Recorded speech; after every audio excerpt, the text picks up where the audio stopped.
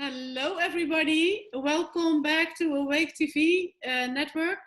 And today we have a very special guest. It's Andrea Pennington from France. And we are the Money Block Dogs. Annelies van Rijkenvorsel from the Netherlands and me, Ofje Tekens from the Netherlands.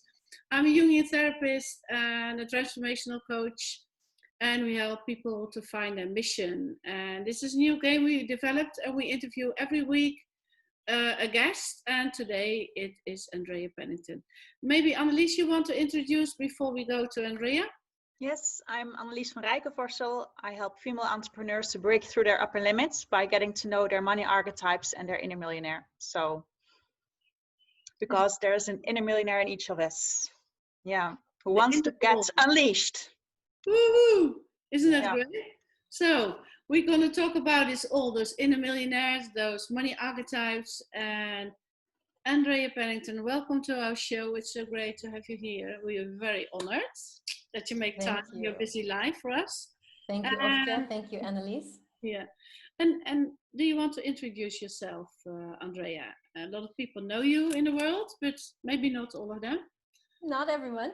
Yep, I am Andrea Pennington. I am an American living, as you mentioned, here in the south of France. I am a medical doctor and acupuncturist, but I also run a media production and personal branding agency. And I'm really excited about our conversation today because I notice with a lot of my clients, people who want to get a book out to the world or their business out to the world, they oftentimes have blocks to their success, blocks to receiving and accepting money or asking for money. And a lot of it is tied to self-love. So excited for our conversation. Yes, we would love to talk to you today with you about this self-love, because I am the queen of the archetypes and Annelies too. And you are the queen of the self-love. So you are doc, and today I will ask you to join us as a money doctor, one of our archetype cards. And you see, she brings the money in, the infuse in your blood, so you can feel very excited about this money. But money is not the only thing. We did already a few interviews, and money make the world go round, but not make you feel so very happy. You know all about that because you come from Hollywood. You had a wonderful career as a medical doctor and actress, everything you did. And so now you're in France. What happened in the time between? Well, it's true. I travel. There is a traveler in you. Yes. Maybe you, not today, but yeah, please. Well, I grew up really in the performing arts. I was always into acting and singing and dance as a child. But I had my father's influence, who really pushed me towards more of the education side. So I followed in my mother's footsteps and became a doctor. And as you pointed out, yes, I was doing a lot in television. So I took my creative background and my medical background, and I started doing broadcasting. So the news, documentary films, I hosted my own show on the Discovery Health Channel. And it's a very common story. I got to a very high level of success with the money and the fame and all of this stuff. Yeah. But I wasn't happy inside. It was not fulfilling me on the deepest level. And it got so bad that I was really feeling anxious. I was really feeling depressed. And I knew that there was kind of a war going on. You know, there was a part of me, my inner artist, who wanted to be doing creative things. There was another part of me, the very spiritual side, that wanted to be able to share on TV the deep spiritual insights that I was discovering. And was that possible on TV to share this now?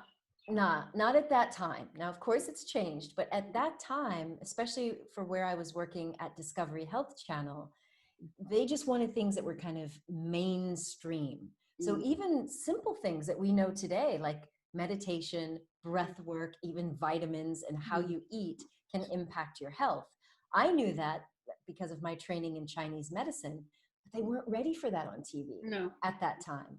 And that is what created this kind of tug of war in these parts of me. And that it led to anxiety. It led to feeling like I was a fraud or a fake. And ultimately, I decided to follow my heart and go the authentic route, where I could blend all of the parts of me and feel fully integrated. And Yeah. so So that's what I this did. pain, this experience of yours, this depression, what happened, make your the artist of special programs. Like I make my games with Unleash. You make your own studies programs, and one of them is very famous. It's about this stages. I follow it. This 5 steps cornerstone process. You build a wonderful program. That's how we met. Because you help all those people who want to be branded, and yeah, you do so many things. So you have a lot of archetypes in yourself. So you have this musician, you can sing too, you can dance, you can travel. But The today, actor. yes, and the actor too. So you have all of them, and today we also want to talk with you about this, how you crack the code, because we have this little key. He opened this door, and you know how to open people's doors. You saw it with me, and I'm so grateful for that.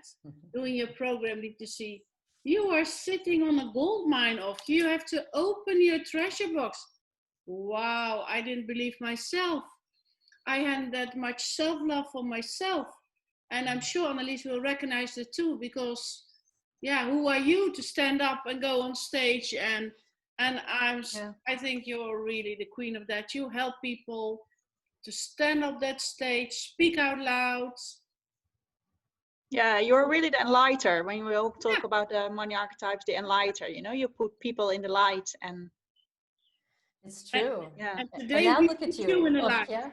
Sorry? And now look at you, Ofkia. You've just taken off. You took it and you ran with it, you know? Yeah. And today it's our turn to put you in the light. So that's great. That's great. Thank you. You know, what's interesting about these archetypes is I think when I look back over my life, I can see that they were always there. They were always active. And it's so common. It's such a boring conversation, but I was kind of pushed and forced into a box. And some of those archetypes just had to go into the shadow. I should say this, when I first started at Discovery Channel, I did feel like I was using all my creativity, because for that first time I was wearing a different mask. I was wearing the mask. Your hair of, different, everything different. The TV person. Yeah. But over time, the novelty wears off. It's not new anymore. And I wanted to bring some new creativity, and they weren't ready for that. So what I did is I created a wellness center. So I had a big 5,000 square foot healing center, and it was very creative. We had feng shui mastered. We had all of this color and all this stuff. And even that was fun in the beginning. And that was using my creativity in a way that was very fulfilling. But after a couple of years, it was kind of like, I need something new. And that's something that I had to come to terms with. I felt, in fact, I actually felt like I was a bad person. It's like, why can't you? I have to be happy. Yeah, it's not only about the money. So what happened? Did you sell the center, or what did you do? Well, as you know, there's someone who just is about to turn 14. I became pregnant with my daughter, Sienna. And there's something for me that really shifted. Being pregnant, I realized if I'm going to bring another life into this world, I know how humans work. We model our parents. And so I did not want to be living an inauthentic life, or a life that wasn't, fully integrated. Yeah. And so it was very easy for me to make the decision to step away, focus on being a mom first and foremost, but also I wanted to make sure that anything I do in business, if I'm going to be on stage or on TV, I know my kid's going to see it. So she needs to see the real me. And so I took a few years off, and I did eventually move here to the south of France almost 10 years ago. And that's when I really started to rediscover and reconnect with all of these parts of me. And it took a while, but I figured out a way to put it into one business. well, maybe So, 2 or 3 businesses, but yeah. So you're a hell of a networker. I didn't think I was, but now that you say it, yeah, I've made so many connections through networks that have helped me. Yeah, that's a big one. Yeah, I think people are curious how you did that, how you built your business. Now you're branding everybody, but how did you brand yourself?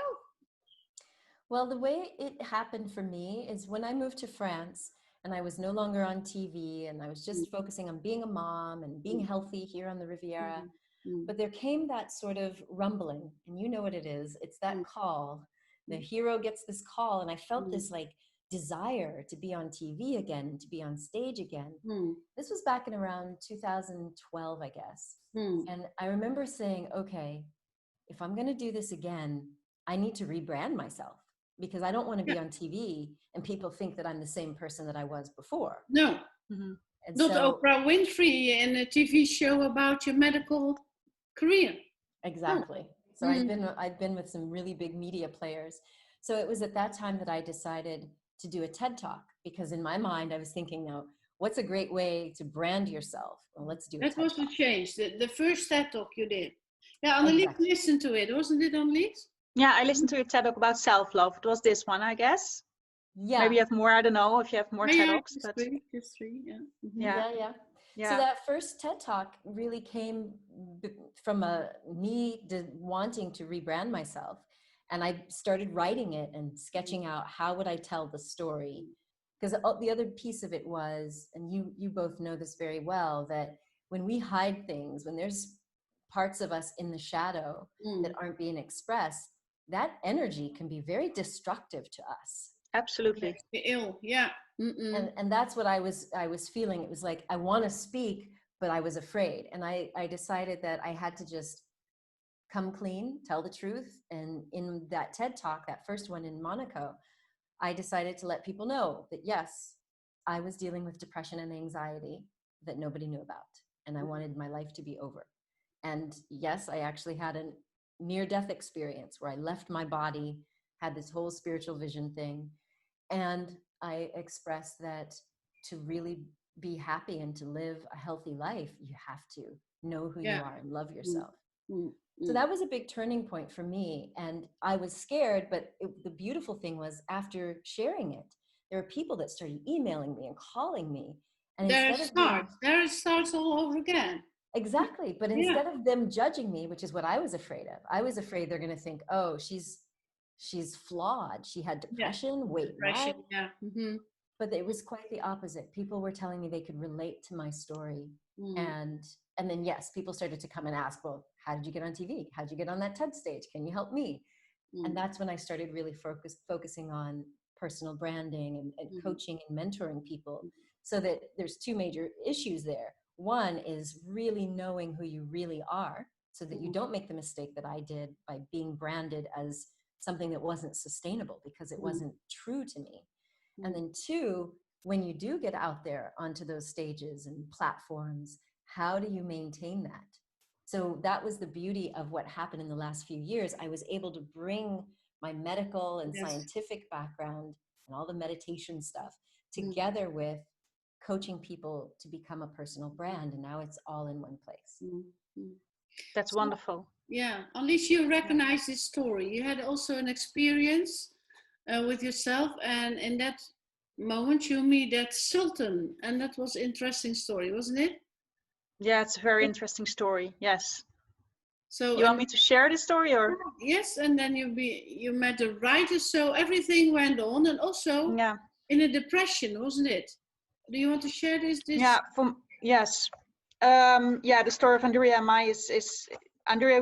Our story is exactly the same, except that I'm not graduated from medical school. I have another master's degree, but we are forced normally in our lives, or people tell, when I was a kid, I wanted to become a writer, but they tell you cannot become a writer. You end up broke when you become a writer. So I started also to study something different, what would provide me in a kind of certain career.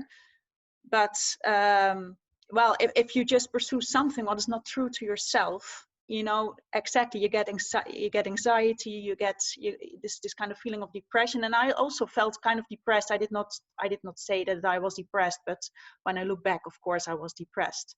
But for me it ended up in a psychosis, the opposite.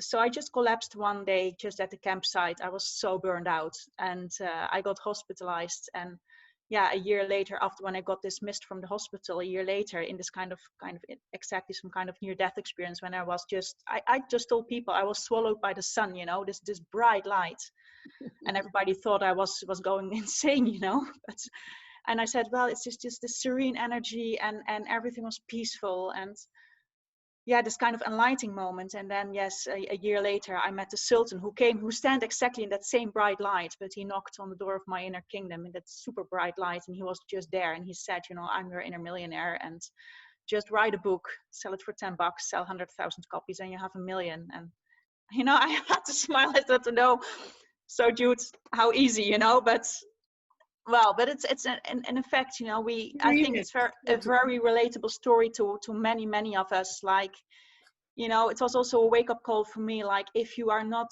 living your true life or your true life purpose, then maybe another time, you really will, maybe, your life will end, because if you do not live your true purpose in life, what are you doing here on earth? So also for me, it was a really kind of wake-up call, like, inspire other people also with your story, because that there's hope and there's faith, and you can have always this decision. You can make this decision to change. It doesn't need to stay that way. Andrea knows that very well, because you did several things. You give speak education, you give write courses, soul writing courses, and the book behind you about this real self-love. Can you pick it for us and show it to the people on TV? Can you tell it's a handbook also? People can do it themselves. Can you tell something about your self-love education program? It's what Annelies was just talking about, that sense that if you're not living your true purpose, if you heard some sort of message in childhood that blocked you, it will affect you later. And I know that for myself, but I didn't know it. No, that's it. It sounds really silly. Awareness, yeah. I didn't know this until I was in my mid-30s, but it was much easier to spot in other people. So for example, with my patients, which is really what led me to create this handbook. I in my wellness center, we treated a lot of people with addiction and eating disorders and other chronic diseases like fibromyalgia, diabetes, and depression. So we started to attract the really difficult cases. So like other doctors and hospital centers would say, oh, just, go to that Pennington place, because they do everything, like acupuncture and Chinese medicine and massage and psychiatry. Like, we had everything along with conventional medicine. Wow, right. And what was interesting was after our first year in business, I could see that the people that didn't get better, and I mean, we had everything that you would need. Perfect nutrition and fitness coaches, and I mean, everything.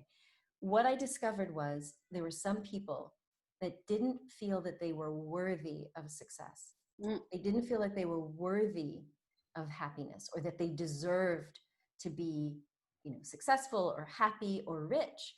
And when you get underneath that belief that you're not worthy, it means that you don't find yourself lovable. And so, of course, with dealing with people with addiction and eating disorders, we noticed that a lot of them had trauma in their background. And that's what led to this splitting off of the real self versus the ego, and them feeling like they weren't lovable. And that's really where the cornerstone process, which is the 5-step process for building resilience and self-love and healing, that's what led me to write this book. I started working with the patients on their mindset, on their beliefs about who they are, and helping them realize that you're not some disease, you're not a number on a scale, you're not even what it says on your CV or resume. You are a spiritual being, or an essence, or whatever you want to call that, a soul, a spirit. That's who and what you really are. And so the cornerstone process in the book leads you through 5 steps, which helps you identify who you really are versus who you were programmed to be.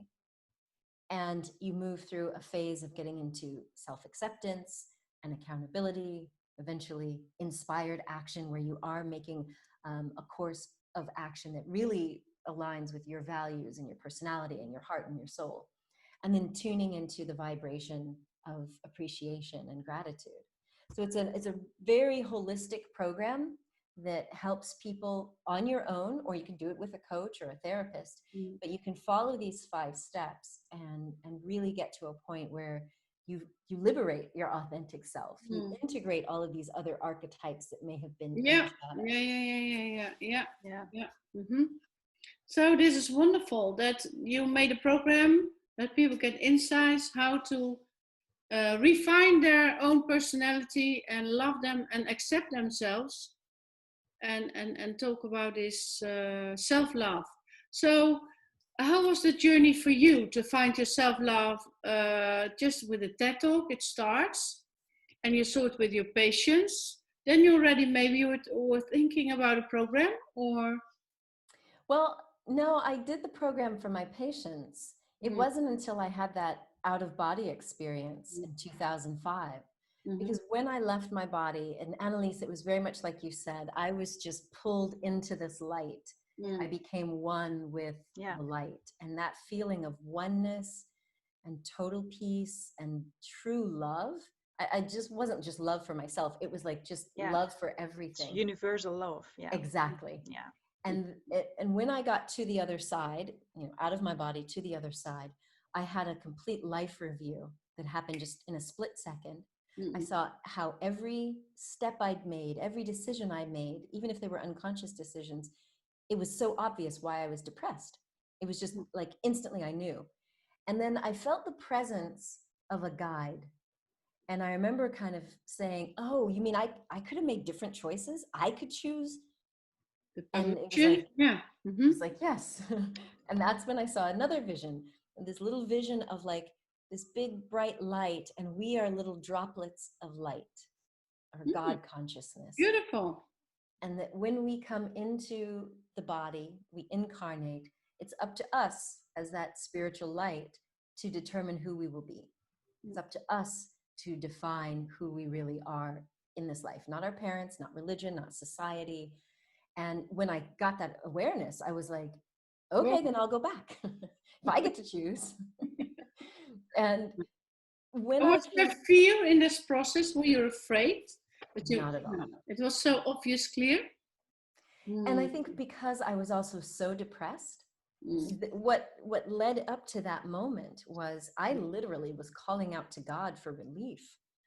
I did not want my life the way that it was. And you could say I had suicidal thoughts, but for my spiritual path, suicide was not an option.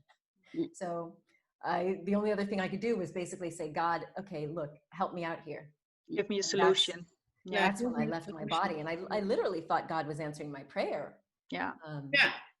But when I felt that complete love, when I did come back into my body after seeing kind of a vision of my future, all of that darkness was gone. The depression was gone. The anxiety was gone. Now you got to think about this. For my mind, I've been a physician now for over 20 years. And I went to medical school. They were still telling us that, oh, depression is, brain chemistry, it's hereditary, you need medication, and we're being electrocuted. So for me to have experienced depression for over 10, 15 years, to in one single moment, it was gone. Like it took me a lot to go, okay, what? I don't understand this. And also to just realize that I am lovable, not because of what I do or what I say or my degrees. I'm just lovable because I am an emanation of love. So that's how I arrived at the self-love thing. And then I had to reverse engineer. It was like, okay, I want to share this in the world. Exactly. And that's when I was able to take this 5-step model, which I was already working in my clinic, but then I started to share it on stages. And that's when people were saying, okay, I can follow that. step by step. Yeah. Yeah. It makes sense. Yeah. Yeah, for true. It makes sense because she already educated a lot of people in the world with this program. Yeah, but what was different for me was being able to see that you can do this with the book or with, of course, with a coach, especially if you've had any trauma in your past. But what it showed me is that I could take what I was doing in my wellness center, one-on-one or in groups, and now share it around the world. And that's been the most liberating because you held up the traveler. Yeah, the traveler, yeah. I've got an inner traveler. And that was the other part of that depression. Yeah, look, take a look at the cards. Maybe you see one we have already chosen a few for you, but maybe maybe we have the same, maybe not. Well, I'll tell you, there's a couple of them. One is that traveler, but there's a traveler is in the other box. Yeah, the free spirits.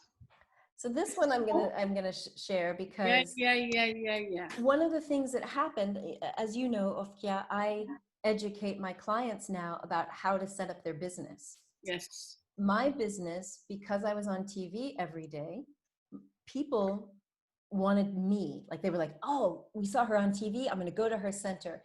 Even though I hired like the best acupuncturists and other doctors, and I had all a full I believe that. But they wanted me. And so I figured out later that I had set up the business that was trapping my free spirit. Because if I was gone, the business numbers would go down. Yeah. So now I've had to re-architect my business to honor my free spirit. But the other piece that came up, this one here, Annalise, can you see that? So the artisan of coin, yes. The artisan of coin. Artisan of coin. This has kind of been the one that's been the missing piece, or the next big piece for me that came up in 2017. Because I was starting to work with a lot of spiritual entrepreneurs and light workers, yes. The light workers. And you know, we light workers have so much to share. We have so much knowledge. We've done so much studying, and we have all these gifts and talents to tune into people. But a lot of the people who are light workers or spiritual entrepreneurs are broke. Yeah, they have no money. I wouldn't say that, but that was my. But it's true. And what's frustrating about that is if you don't have money, a lot of them would give away their services for free, and that's fine. You have a big compassionate heart, do that. Yeah. But ultimately, if you aren't earning enough money for your family or your lifestyle or to grow your business, then you're very limited in the number of people you can serve. Yeah, that's for sure. And it was a big frustration point for me, but a few years ago, it really became clear I was being told that I needed to focus on this for myself, which is kind of normal, but also for my patients or my clients, to help them see that, and now we have your wonderful deck, ladies, thank you, but to help them see that if there's a block to why you don't want to charge money, why you don't want to ask for money, why do you think it's bad if you feel like your gifts came from God, which is a lot of what they would say. Wait, but all of my gifts came from God, so it seems wrong that I should get paid money for it. Yeah. So but you deserve the money. That's it. You deserve it. It's all about this self-love again. Yeah, exactly. I wanted to say that. Yes, again, the self-love. Yeah, not feeling worthy. Yeah. So you're not aware who you are. So you have to work on that with a good archetype card deck or with a therapist or something. But this nomad, do you see her also? She's also fun. She's walking to the land of milk and honey, and she's walking there alone. And these are all those mountains from money, gold, inner gold. Yeah, the Golden Mountains, yes. Golden Mountains, yeah, that's how I say it. So, and when you listen to all this, you can be that diva too, you see? So there are a lot of beautiful cards. But do you want to do a little meditation with this archetype you're choosing? Or is there another one? A second one you want to choose? Or the visionary? Because the artisan of coin, my visionary. It's broken. Yeah. Wait.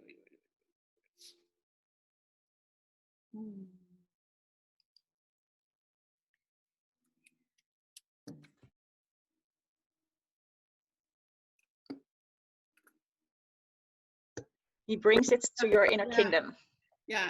Wait a minute. It was frozen, so I didn't hear you.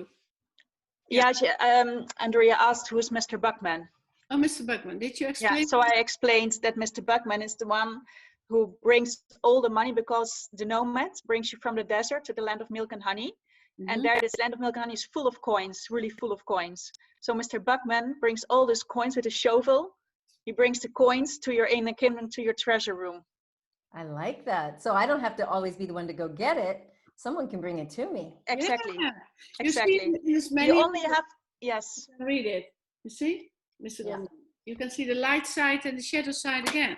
Yeah. Because many people think they have to work very hard to earn that money. You know, they are really working like crazy. So Mr. Bookman also, you know, he works like crazy. He never takes a rest. So he easily can get burned out at the end. Yeah. So this is just like, what does he need? Also that he can take once in a while a kind of rest, so that other people can help him. But Mr. Bookman is there because the gold digger digs all the gold, but cannot bring it to the treasure room. So Mr. Bookman is bringing it to the treasure room, but he cannot do that alone. Got it. Yeah. I like it. Okay. Well, that would be one I would include.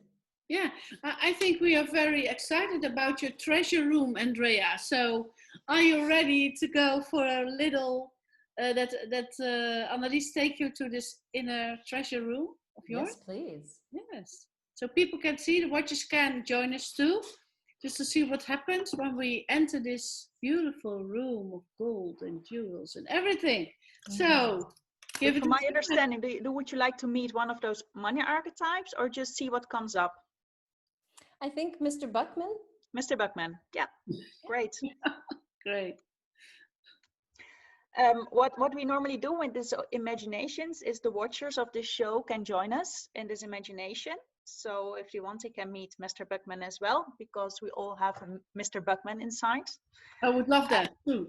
And to see how Mr. Bookman operates in this inner kingdom and what he needs. Okay, so Andrea, when I take you on in this inner journey, I will ask you some questions, and if you just, because then I can go with you in your story and see what comes up, and then I'm not that psychic that I can read minds, so then I will just ask you a question. If you just repeat, and we can go on this flow in this imagination and see what happens. Okay? Okay. Yeah. So we all can close our eyes. Stretch for a bit, so you know that when you feel that your shoulders are tensed a bit, you can just stretch them. And we just inhale and exhale.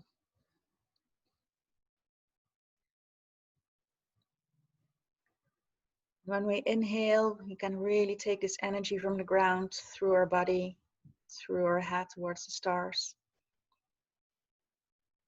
When we exhale, it goes from the stars through our body into the ground.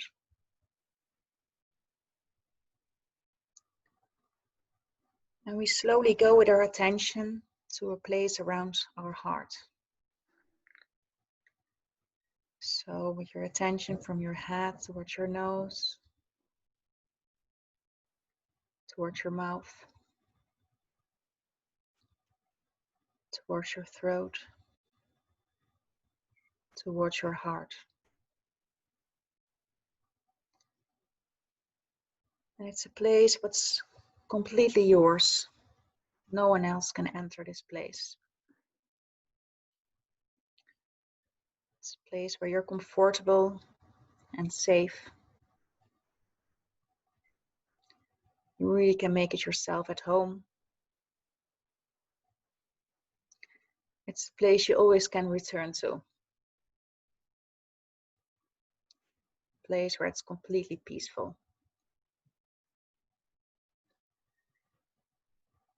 And from there, it's like that the curtains of the theater go open and that you just enter your own inner kingdom. And in this kingdom, you walk around like a queen or a king, a little prince or princess. And also this kingdom is completely yours. No one can enter this place. You're completely free to be who you are.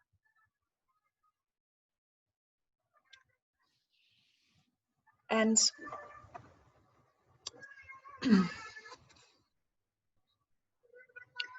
and then in this kingdom you can see what the weather's like. The sun is shining.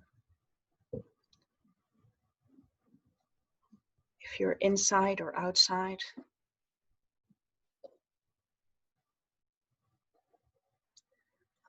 And if there's a castle or a palace,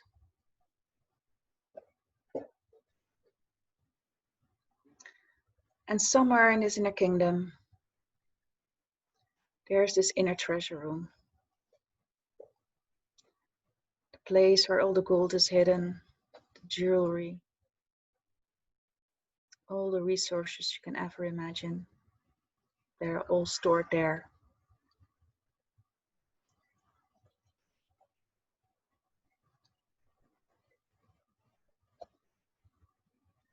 See how it looks like if the doors are open or closed.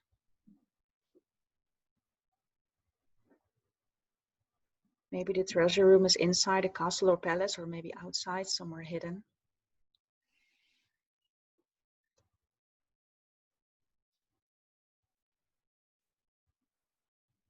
And maybe, Andrea, you can tell us what you see. I see a very beautiful, ornate room. It's lit by candles. We've got lots of coins everywhere and gold and jewels. It's very, it seems very old, like, I don't know what century, but for some reason, my kingdom today is looking like India. India, wow. Which is different. It's also the Middle East or the East somewhere, yeah.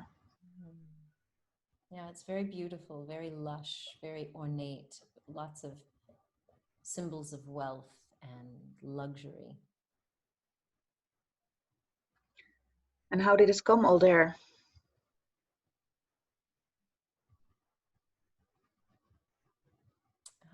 That's an interesting question. As queen, I don't know. I assume some of it's family and some of it's trading and yeah, trading, some sort of business. And who's trading in this inner kingdom? It began with me, and it has grown to be, multiple enterprises that I, as the queen, don't need to run anymore. But there are multiple businesses or enterprises that are associated with my queendom. And if you would introduce Mr. Bookman. Let's see if he's there.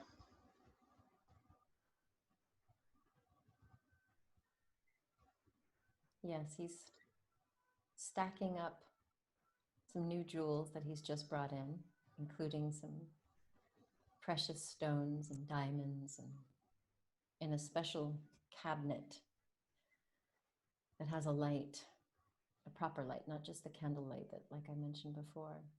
So it's like a special jewel case. A special jewel case. Hmm. What's the role of this jewel case? I think it's just so that the jewels don't get lost between all these coins and gold bars that are around the room, so that they don't get lost. A special place where they can get stored. And where does Mr. Bookman get his jewelry and all these coins from? It seems like it comes from partially from trading, and also with that's part of his job. When he's out on expeditions or looking after some of my companies, he's always asking if people know of any rare or precious jewels for the queen. Which is kind of nice. I like that. Mhm. So other people tell him where he can get the most beautiful jewelry. Mm-hmm. What if he also would invite the Sultan? Okay.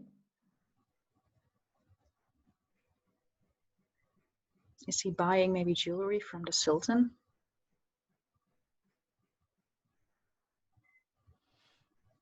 I think that's one of his sources.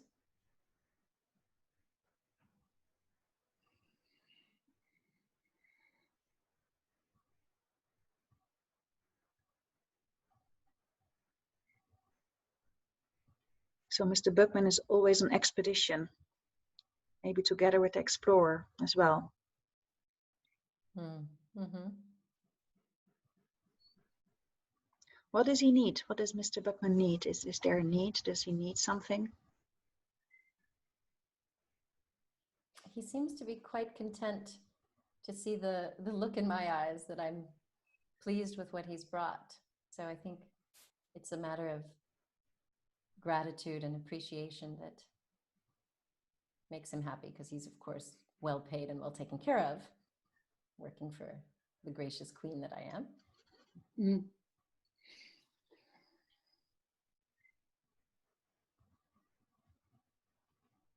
So maybe also the message here is the queen takes good care of her co-workers. Yes. Therefore, they're willing to do the work, what is needed. Yes.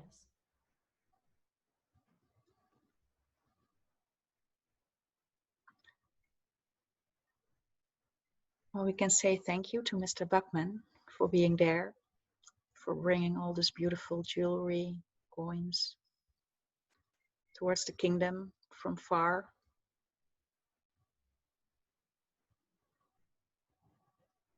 And also this treasure room, it's a place you always can return to feel this inner gold inside of you, that it's all stored there, that all the resources are there.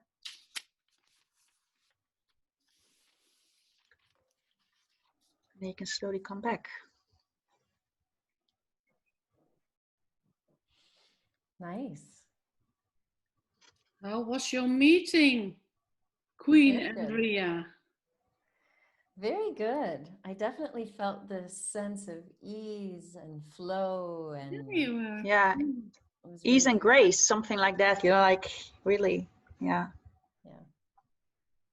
That was You- nice. Thank you. Yeah, we love your face. You were just a bit smiling, feeling comfortable there. And maybe next time he brings you something special or a message, or this Mr. Buckman is an interesting person. And your treasure room too, to have a view. Yeah. You can go back anytime to meet this beautiful archetypes. You have now the card deck. Now people can also order the card deck with this beautiful manual. You can read it, or you book a session with us, or read about this archetype explanation, the light side and the shadow sides about these things. Well, it was nice talking with you, Andrea. Is there anything you want to share with us about your new books, your new programs? Because you have also wonderful books people can contribute to learn how to write in your soul writing weekends in Cannes. I did it last year and it was wonderful. Thank you. Yeah. Yeah, there's so much power available for us as we tune into these archetypes, and as we decide that we want to be the conscious creator of our life, the author of our life story. If this is something that interests you, yes, I run a life writing workshop called Stories with Soul. And I have several life writing programs online that help you look over your past. You know, we do this in the Real Self-Love Handbook, but looking over the timeline of your life to identify if there were, you know, painful periods that may have caused you to take on beliefs that are not serving you. Yeah. Through all of my programs, I help you to heal those old wounds, heal the inner child, integrate that child into your heart or other aspects of your personality. So if that's of interest to you, get the book or check me out online, andreapennington.com. Yeah, thank you. And I think this money thing is also a belief you learned in your childhood. So it helps you when you heal these wounds about your money issue from your childhood. You can fly. Then you can heal these wounds, and then you can go to this next level and Yes. show up and make yourself visible, because you're very good in that, to make people visible online, in their business, and give their business a boost. So thank you for being here. You are an example for me, and I think also for Annelies. Yes. So when people want to join you, how can people find you? You told already, Andrea Pennington. Yeah, .com. Or of course, yes, if you are looking for support in getting your message out to the world through publishing or TED Talk or personal branding or one of the books that we published, please visit makeyourmarkglobal.com. So you have two sites, andreapennington.com and makeyourmarkglobal.com. We will put it in the show underneath at the end. The slides, yes. In the slides, yes. So for now, thank you very much for that we have. Thank you for being here. And your life stories. It was nice to listen to that, and it will be an inspiration also for the watchers, so they will get into contact with you if they want to. Okay, thank you for being here now, and speak soon. Thank you so much. Bye-bye. Thank you. Yeah, bye-bye. Bye. Bye. Hi there. We are back again. Annelies van Rijkenvoorson of Getekend. We're both from the Netherlands, and you know we are the Money Block Docs. So this afternoon we had a wonderful interview with Dr. Andrea Pennington. She is the queen of the self-love, and she told her personal story, and it was about her call. She's referring in a lot of courses of hers about the journey of the hero, and she had that call when she was a medical doctor. So it was a wonderful interview, and we did a beautiful meditation, imagination, with one of our archetypes. And Annelies, how went that? Can you share with the people? They saw it, but what did you think? Well, today we had it about Mr. Bookman, the man with the big shovel, who really brings all the coins from the land of milk and honey towards your inner treasure room. So when you're able to meet Mr. Bookman, he can tell you where he earns his money with, and if he needs help with earning this money, of getting the money from somewhere else towards your inner kingdom. So it's one of those money archetypes who play normally a very important role in the success of your business, because if you don't know how to get the money in, then there will be no money. So he's important, is Mr. Bookman. But all of those archetypes are very important in our book. It's a manual in this beautiful manual about his money archetypes. And this is the box, and there are all those cards inside of it. You can buy it in a web shop or give us a mail. But today it was Andrea Pennington. She was talking about self-love. She had wonderful courses about how you find your own self-love and accept yourself, so the money can flow in, but also you can have the love inside of your heart, so you can feel better and do a good step forwards in your career or in your personal life. So this was a wonderful show again. We will be there next Wednesday with another nice guest, and we speak again about these money archetypes. So we thank you very much for listening to us, and we'll meet up again next Wednesday. We, the Money Block Docs, and we look to the blocks you will have in every show with a special guest who wants to share something. We put them in the light with one of our money archetypes, the Enlighter, and she will shine the light about our guest. There she is, and she shines the light very bright about this person who share his story in our show, this Awake TV network show. We will see each other next Wednesday. Thank you, Annelies van Rijkenvoorson. You're welcome, Ofje. Thank you. We'll meet again. See you next week. Bye-bye. Bye-bye.